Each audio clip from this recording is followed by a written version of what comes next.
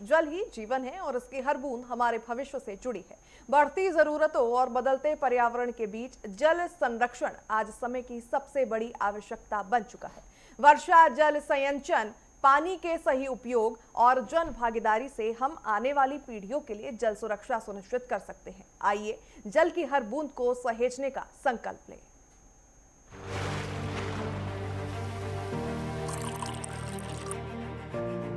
देश में गहराते और जूझते जल संकट से उबरने के लिए प्रधानमंत्री श्री नरेंद्र मोदी जी के विजन के तहत देश ने जल संरक्षण और सब लोगों तक जल पहुंचाने की दिशा में अहम कदम बढ़ाने की योजना बनाई है।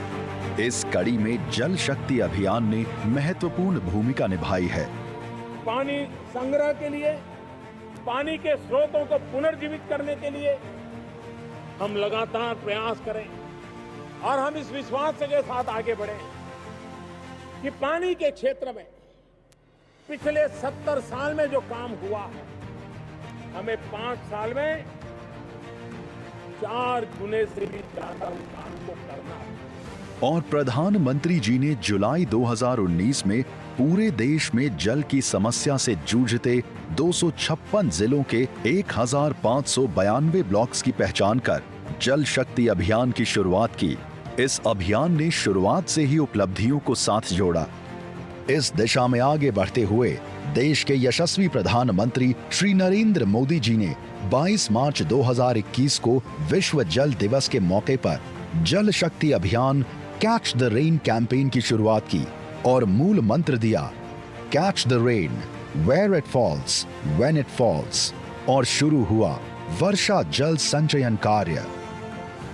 वहीं वर्ष 2023 में जल शक्ति अभियान कैच द रेन 2023 को पेयजल के लिए टिकाऊ स्रोत थीम के साथ पूरे देश में लागू किया गया। इसने देश भर में 26,000 से अधिक स्प्रिंग स्रोतों की जियो टैगिंग के साथ साथ पाइप जल आपूर्ति के लिए लगभग 4 लाख भूजल स्रोतों की जियो टैगिंग सुनिश्चित की। प्रधानमंत्री जी के एक आह्वान पर पूरा देश इस अभियान का हिस्सा बनने लगा। राज्यों का भरपूर समर्थन और सहयोग मिलता रहा। जन भागीदारी ऐसी हुई कि ये जल आंदोलन एक देशव्यापी जन आंदोलन बन गया। देश के स्कूली बच्चों से लेकर महिलाओं तक ने जल संवर्धन के संकल्प को पूरा किया है। कैच द रेन नारी शक्ति से जल शक्ति थीम के साथ आगे बढ़ रहा है। बदल रहा है भारत। तो वहीं कृषि के साथ साथ अब हरियाणा औद्योगिक विकास की नई पहचान बन रहा है। मुख्यमंत्री नायब सिंह सैनी के नेतृत्व में निवेश, आधुनिक इंफ्रास्ट्रक्चर और उद्योग अनुकूल नीतियों पर जोर दिया जा रहा है। बड़े निवेश, नए औद्योगिक प्रोजेक्ट्स और बढ़ते रोजगार अवसरों के साथ प्रदेश तेजी से विकास की नई दिशा में आगे बढ़ रहा है। देखिए खास रिपोर्ट। नई सोच, नया निवेश, नया हरियाणा। उद्योगों की रफ्तार से रोजगार की बहार। कृषि प्रधान राज्य के रूप में पहचाने जाने वाला हरियाणा आज उद्योगों की नई प्रयोगशाला बन रहा है। देश और दुनिया की बड़ी कंपनियां अब हरियाणा को सिर्फ बाजार नहीं बल्कि निर्माण और निवेश के भरोसेमंद केंद्र के रूप में देख रही है। मुख्यमंत्री नायब सिंह सैनी के नेतृत्व में सरकार ने औद्योगिक विस्तार को प्राथमिकता देते हुए नीतियों, इंफ्रास्ट्रक्चर और निवेश व्यवस्था से बड़े बदलाव किए। साथियों, हरियाणा राज्य जो हमारी स्टार्टअप नीति जो हमने लागू की है, इससे हमारे प्रदेश में नई स्टार्टअप संस्कृति साथियों विकसित भी हुई है।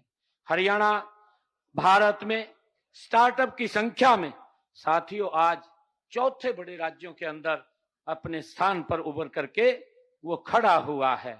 साथियों, हम सब देख रहे हैं कि आज हरियाणा के अंदर 19 यूनिकॉर्न कंपनियां और इसके अलावा 250 से अधिक फॉर्च्यून 500 कंपनियां भी यहां स्थापित हैं। साथियों, अनुसंधान और विकास तथा निजी साथियों निवेश को प्रोत्साहित करने के लिए हमने निजी निवेशकों को 2000 करोड़ रुपए का फंड्स ऑफ फंड्स बनाने के लिए भी प्रोत्साहित किया है। निवेश का नया अध्याय, उद्योगों के लिए आसान व्यवस्था। तेज मंजूरी प्रक्रिया, निवेशकों के लिए सिंगल प्लेटफॉर्म।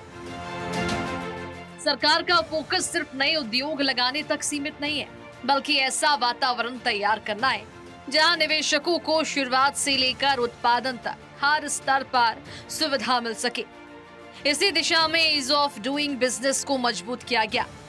वहीं उद्योगों के लिए नई सेक्टोरल नीतियां तैयार की गई। हरियाणा का ऑटोमोबाइल सेक्टर अब वैश्विक पहचान बना रहा है।